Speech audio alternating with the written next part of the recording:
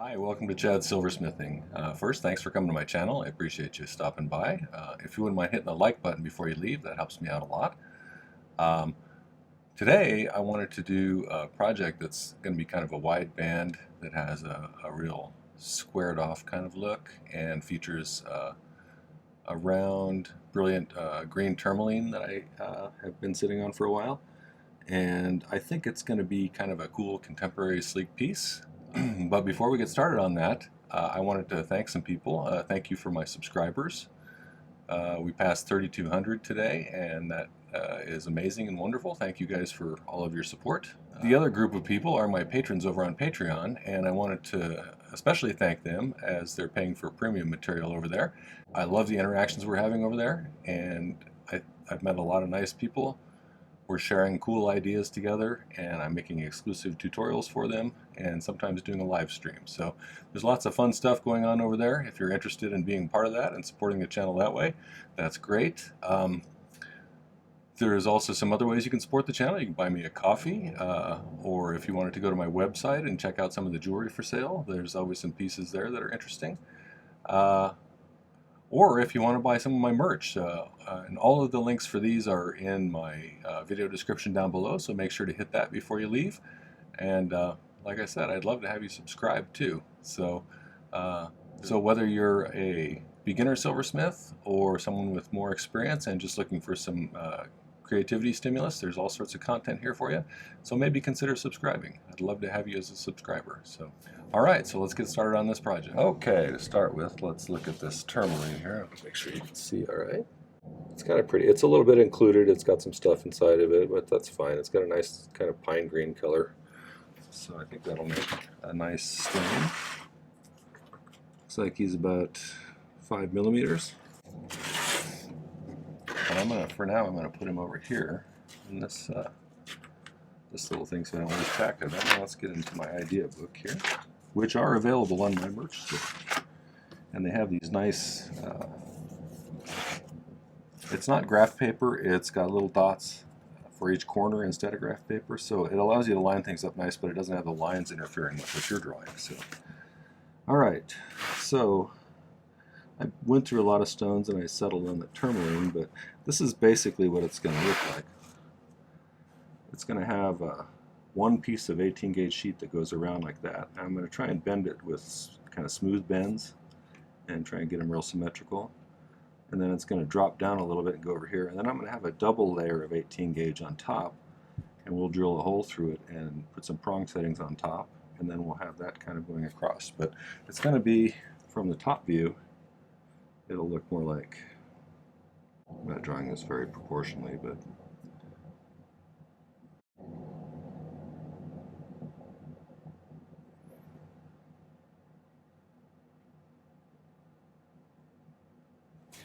kind of like that. So this will be the bar that goes across the top that the stone is in, and then there'll be this cavity underneath it. So we're thinking about various names to call it. A ravine ring, a canyon ring, because it's got a little kind of trench there. But yeah, that's what it'll look like from the top. Hopefully it'll be pretty, we'll see. I've never made one quite like this, but it looks like it'll be fun, and we'll give it a try. I measured the length of this sheet here, and it came out to be about 93 millimeters, and so I'm going to cut a 100 millimeter piece-ish, just so that I have enough to work with. This edge is pretty straight. I filed it a little bit earlier, so we have a nice long straight piece.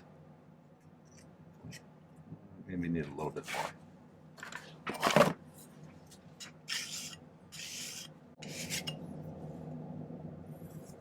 Looks pretty straight. This is almost exactly it. Maybe I'll just cut the whole length. But let's see, as far as width on this, how big we want it to be. I don't want it to be uncomfortable on people's fingers, but it needs to be wide enough to look kind of old and modern. Probably about that wide. Figure out about how wide that is.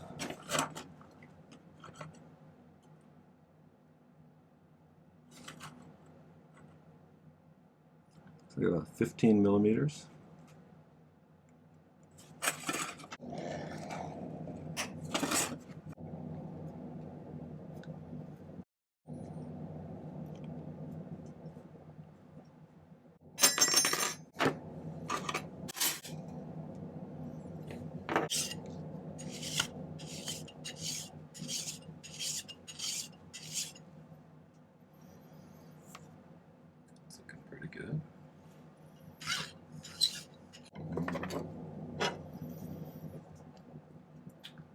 unbelievable how handy this thing has been since I got one.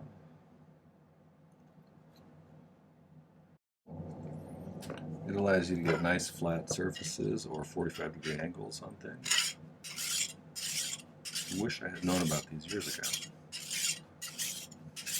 I'm still remembering to, or failing to remember to use it when I find that I need to make a nice, sharp 90-degree angle or something. So hopefully I just start to reach for it after a while, but it's not bad.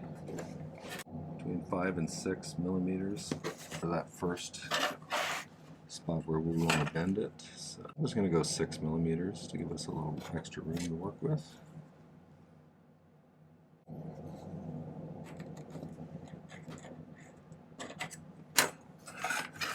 So that's kind of where we want to make this first bend here, right there. And then right next to it, I might make this just a skosh taller than this was here, so I'm going to go right there. Let's see how that works. So we're going to try doing this and see how it works, but I think to get the straightest edge, I might use my flat nose pliers here. Or you could probably, you know what, I probably could clamp this and see how that works. Well, let's push this down.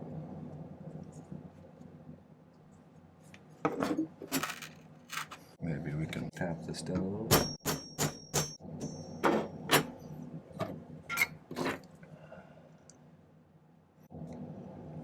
I think with something as angular as this, it's important to get things pretty straight.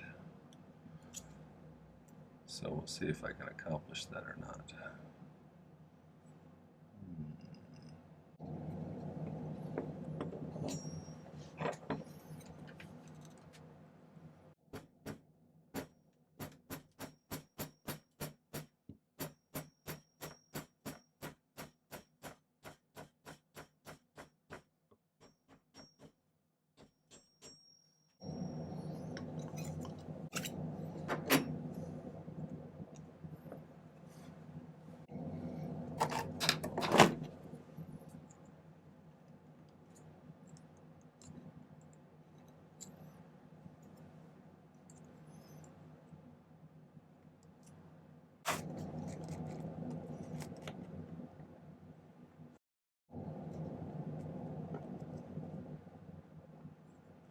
We'll see. I'm going to go about right. This is, I sized it for about a size 8. It's hard to tell when you're doing a kind of a strangely shaped band, but let's see how it works out. Sometimes experimenting is fun, because sometimes you get a really good result.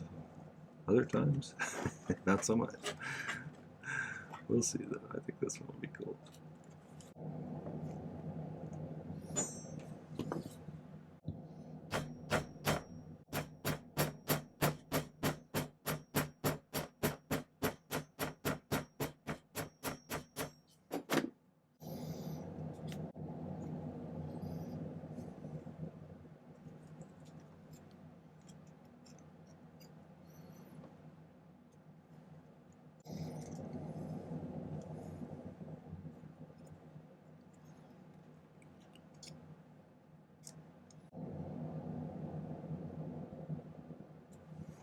Right there.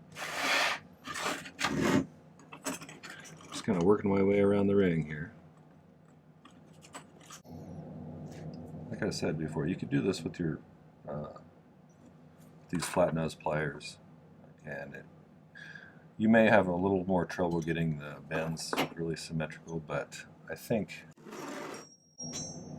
I wasn't really thinking of using this thing when I first started doing this video, but I think this makes it a little bit easier, but it is not necessary.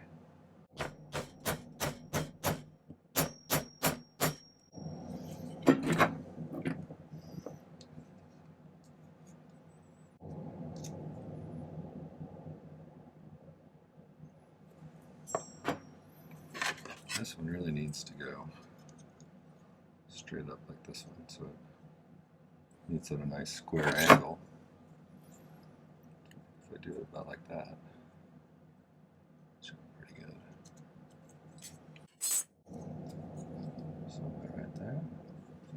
So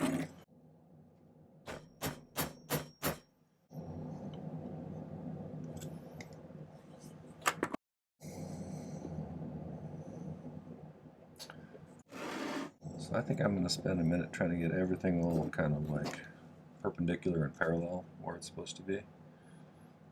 So like that needs to be a little bit more that way. I really need to get these two pushing together, and that's going to be challenging. So, you know what? I know what'll work.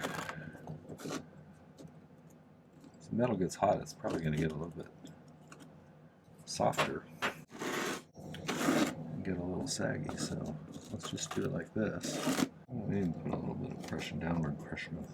I guess we'll see. We'll give it a try and find out. As always, I'm using hard silver solder and spray-on flux called My-T-Flux. And everybody asks about these cutters. These are Fisker's craft shears. These little shears, I kind of push them beyond what they're supposed to be meant for, but they seem to continue working for a while.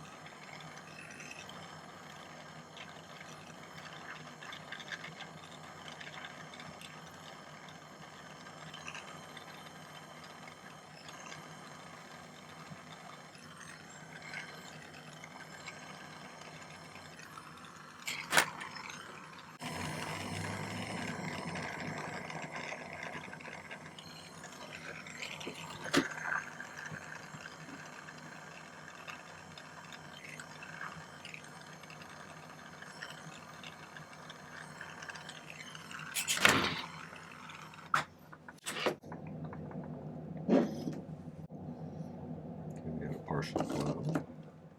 Let's see if we can't get a little more solder on this side here.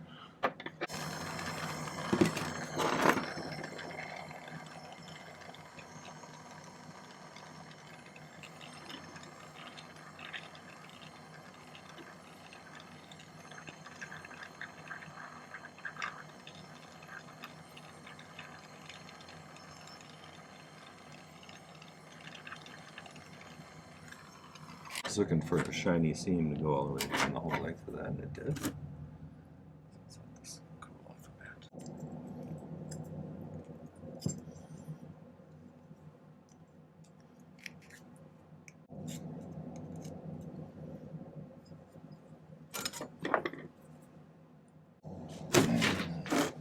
I'm going to do a little file cleanup with this to kind of get my bearings.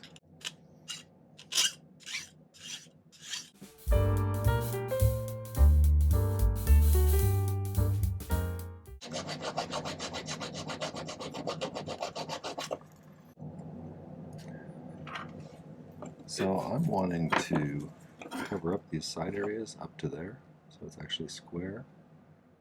So I'm going to have to cut 2 inserts to go in here. One for each side like that. Probably just get them off this little scrap piece. Let's see, probably just scratch out the profile on this one.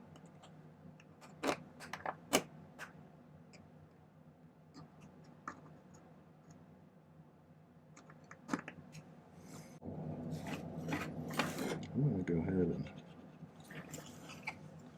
make it kind of this shape, and then we'll do the other one. So this is going to be, let's label these so I get them right.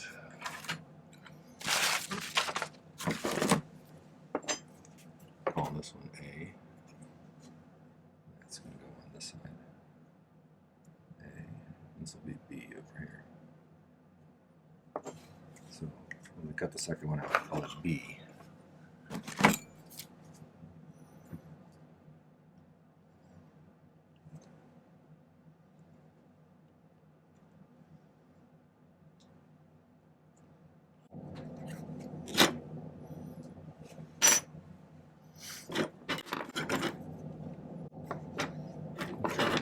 everything I can with this, and then I'll use the Dremel to round out that last little bit, I think.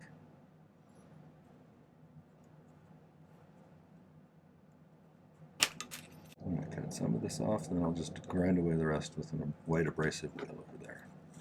Just take me a sec. So I'll be right back.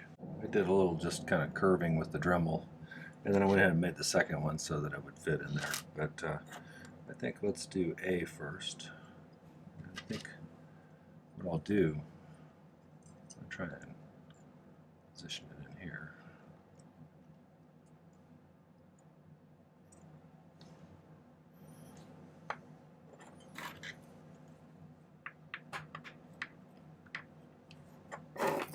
Just like that.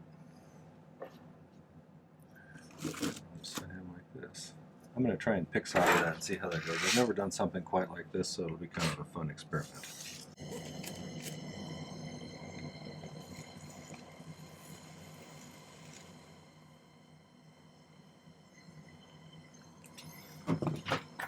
Okay, so I'm going to pick up a little bit of solder here on my pick.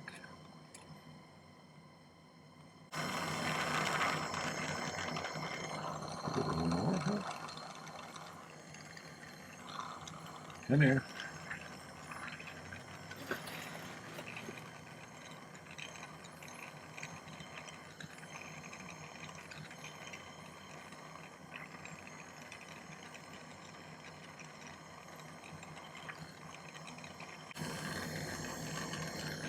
I think we got a good seam there. We'll double check after we cool this off for a second.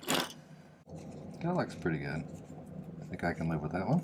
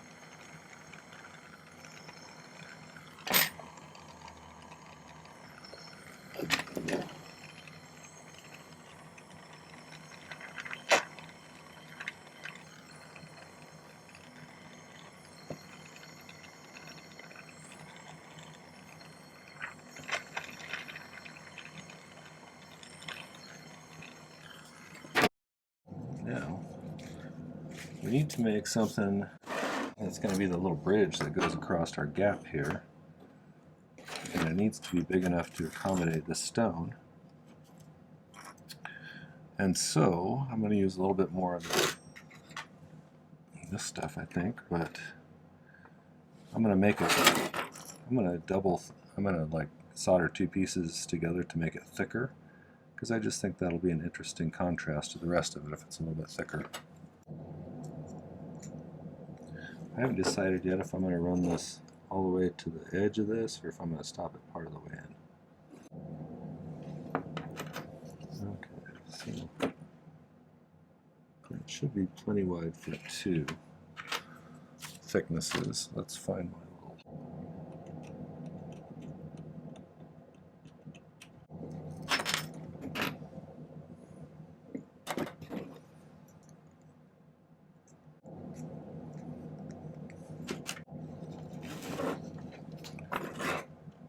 Okay, so the guy will be centered through one of these, both of these actually. But I wanted to make sure I had a little bit on either side. I'm going to put 4 prongs on there too. And so it'll just sit in the hole with the 4 prongs coming up from the sheet holding it on. So I think let's get this made. And to do that, I think first let's solder these two together so they're thicker. What I'll do is I will sweat some solder on one side, flux them both, sweat some solder on one side, Flip this one on top of it, heat them both till it flows again, and then we should have more of a kind of a billet.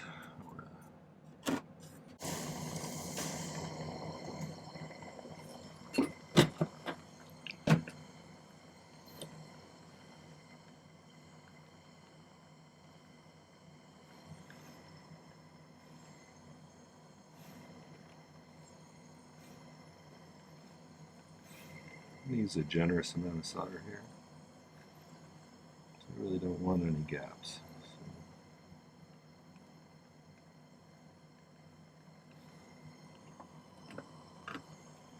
When you do this, it has a tendency to kind of skate on top of the solder when it flows. Let's get it stuck to this one first.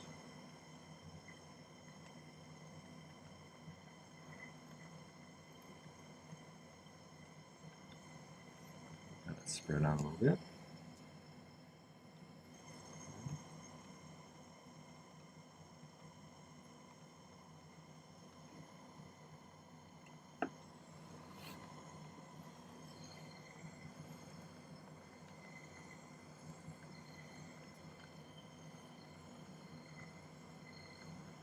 So I always keep my tweezers in my hand just in case it starts to slide off to one side a little bit or something. Sometimes it'll do that a little bit.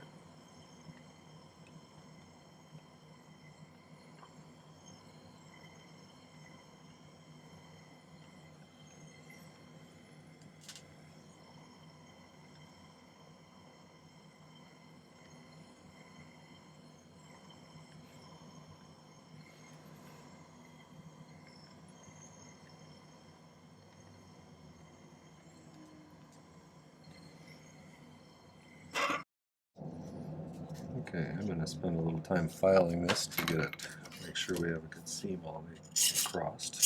So I'm kind of filing this, so it's going to go like right there, straight across that. Just like that, but need to drill a hole in it too. The hole needs to be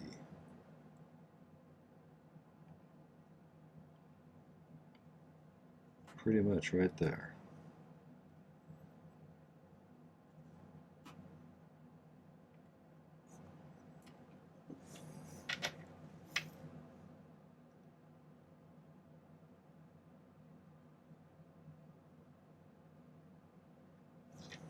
So about like that would be good.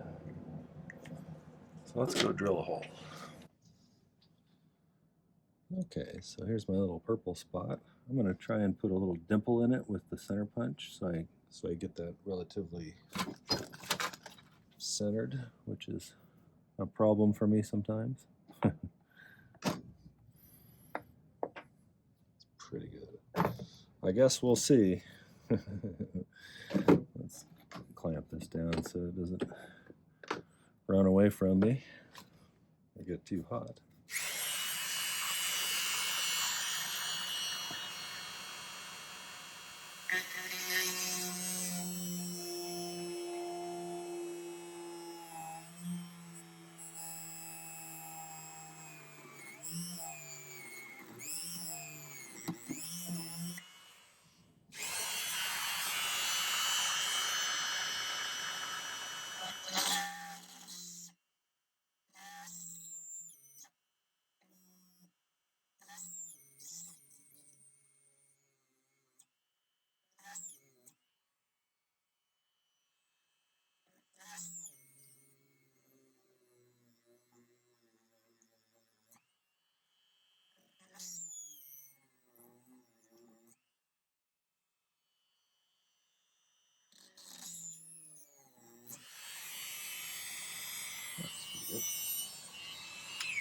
Okay, so I did a little bit of early polishing on the inside of the kind of that groove that goes through across the ring here, and got these kind of cleaned up so they're square and they look pretty good.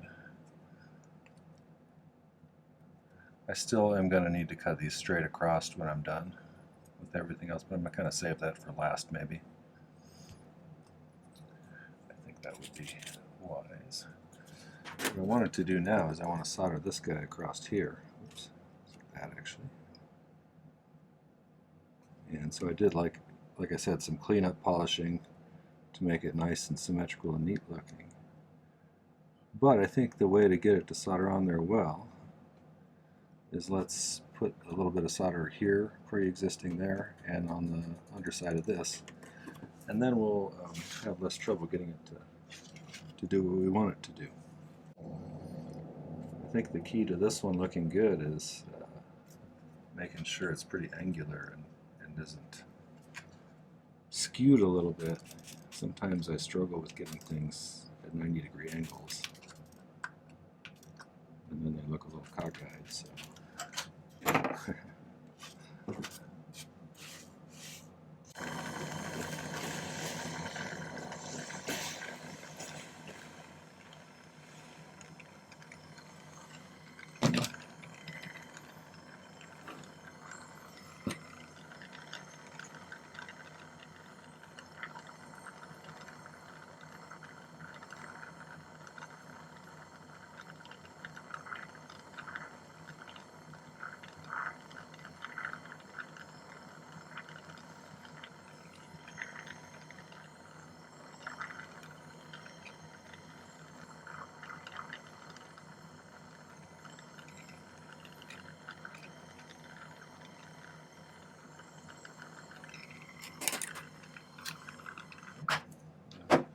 Take a little time here to position this as best I can. I don't want to have to go back and adjust things if I can help it.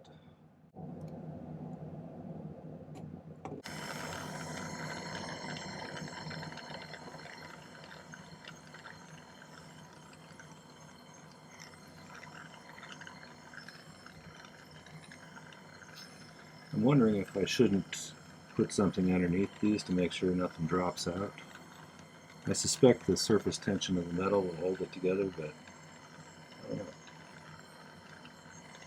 It's a risk, I guess. Give it a try and see.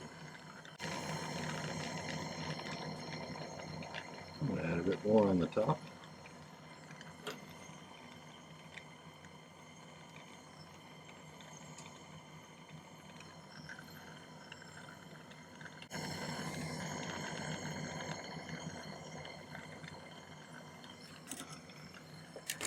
I guess let's cool that off and take a peek at it.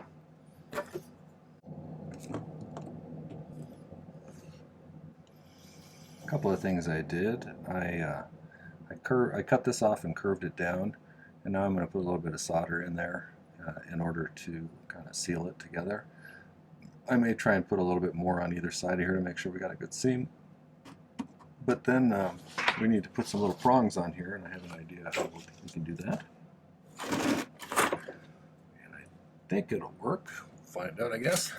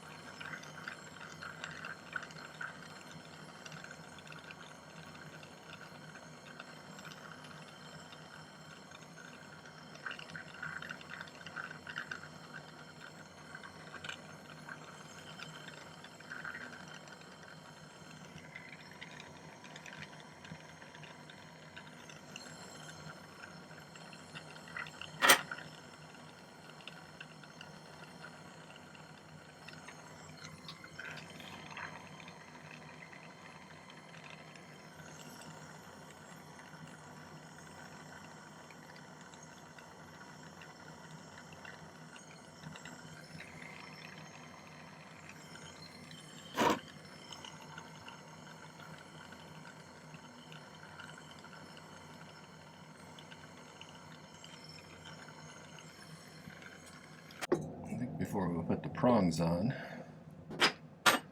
Cut this off to its final height.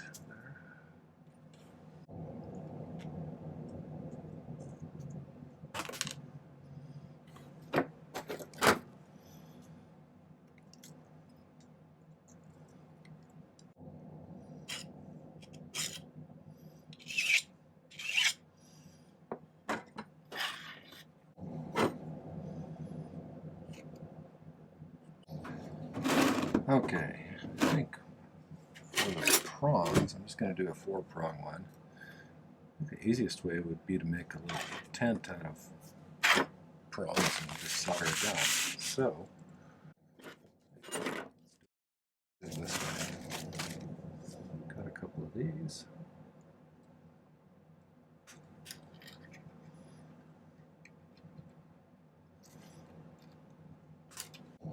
Let's solder these guys together in an X.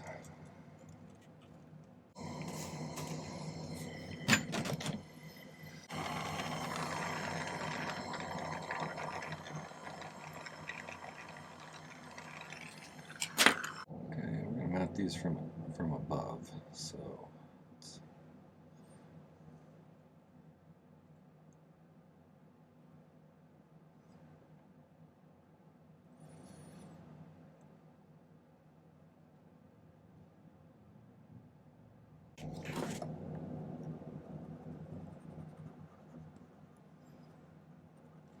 it's easier to see scratch marks when we do that.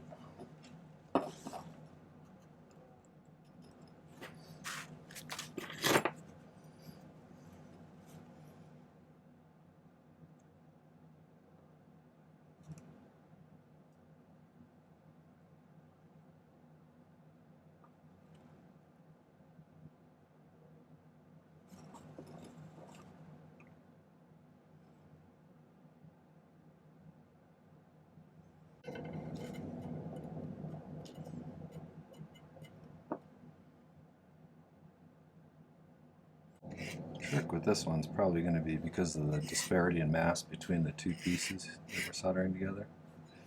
So I think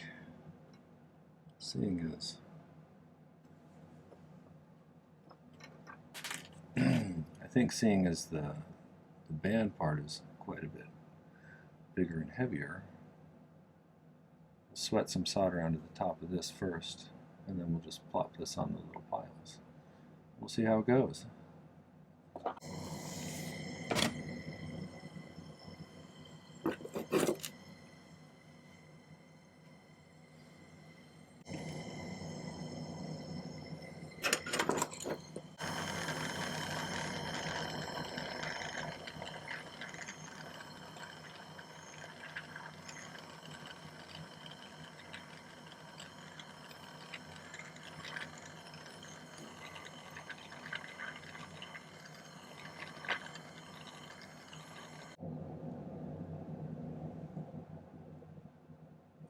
That's pretty good.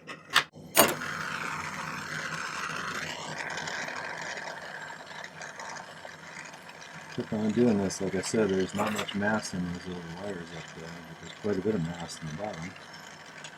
It's all made out of 18 gauge sheet, which is pretty thick.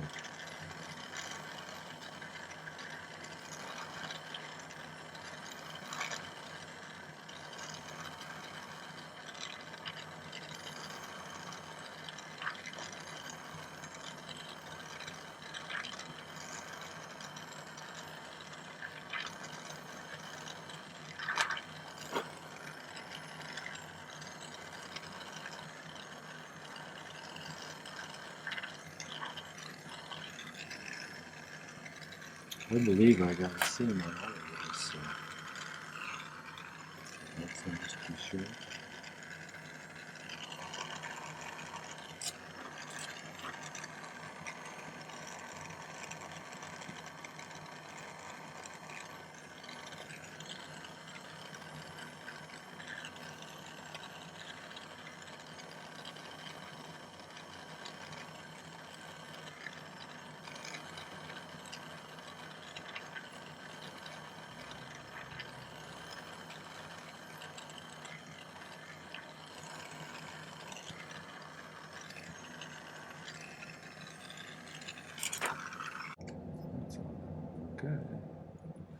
Well, I'm going to heat that up just a little bit. I'm going to pickle for maybe half an hour, 45 minutes, and then I will finish it and show you the result.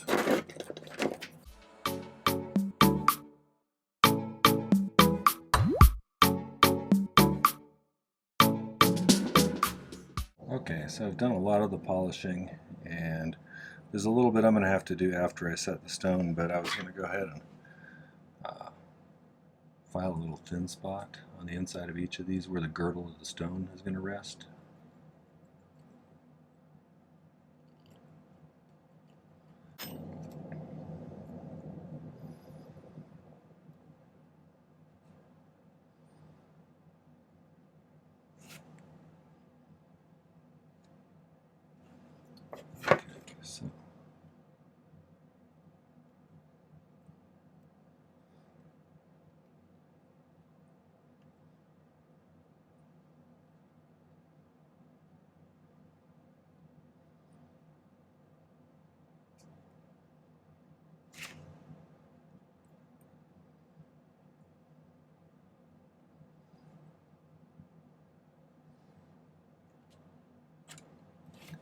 So I'm going to have to snip these off a little bit. It's not the final length of them, but I just need them to not bump into each other.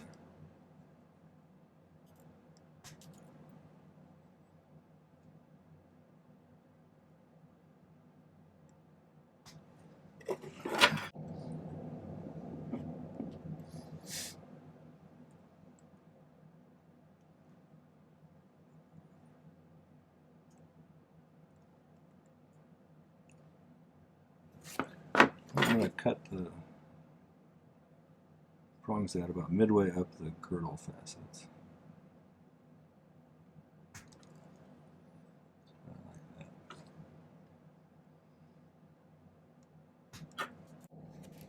that. A little bit of filing here.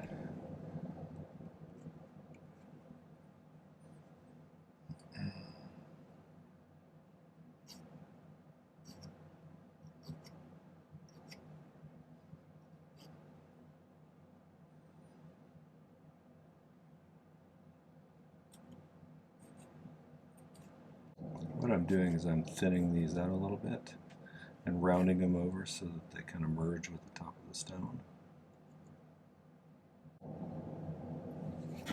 This is pushing down relatively tight on this guy. I don't want to get too crazy, I don't want to crack it or something. I've done on occasion.